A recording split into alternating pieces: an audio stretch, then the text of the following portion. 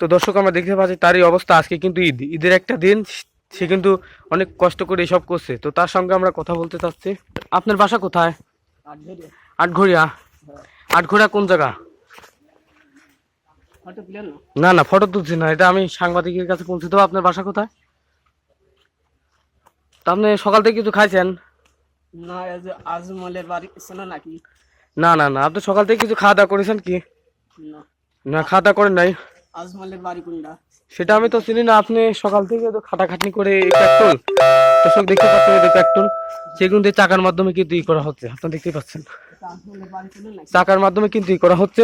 তো আমি তার সঙ্গে কথা বললাম, সে কিন্তু বিষয়টা রাজি করছে না। তো আপনি সকাল থেকে কোনো খাওয়া দাওয়া করেন নাই? আজমলের বাড়ি শোনা নাকি? পাই গেছে।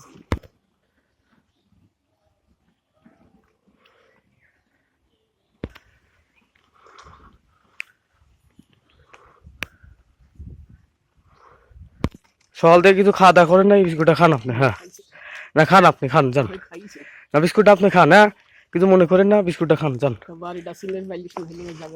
কার বাড়ি যাবেন আপনি? আজমলের বাড়ি। এই চাঁদপুর? হ্যাঁ।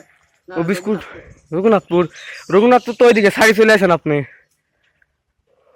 আজমলের বাড়ি করলে হেরিম তোর কোন জায়গা? তাহলে ওইদিকে যা লাগবে, ওইদিকে রঘুনাথপুর আজমলের বাড়ি আমি চিনি, ওইদিকে। তো আপনাকে একটা বিস্কুটের প্যাকেট দিলাম, ওটি খায় না? পানি দিয়ে খান। হ্যাঁ, ওই দেখ বলে আজমলের বাড়ি। না ওই দিক লাকিটা বলছে আপনি। রঘুনাথপুর তো এইদিকে। তাহলে হেরিম তো দর্শক আপনারা দেখেই পাচ্ছেন তার কিন্তু কষ্ট অনেক হচ্ছে। তো আমি একদম ছোটখাটো একটি ইউটিউবার হিসেবে তার কষ্ট, তাকে একটি বিস্কুটের প্যাকেট দিলাম। তো তার এই কষ্ট কি করবে এখন আপনারা বলুন, আর কমেন্টে জানাবেন। আজকে এটা ঈদের, পবিত্র ঈদের দিন, সে কিন্তু অনেক কষ্ট করে বেরিয়েছে।